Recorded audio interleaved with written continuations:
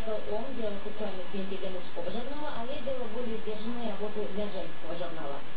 Посмотрим на свой снимок для мужчин. Можно красиво, да.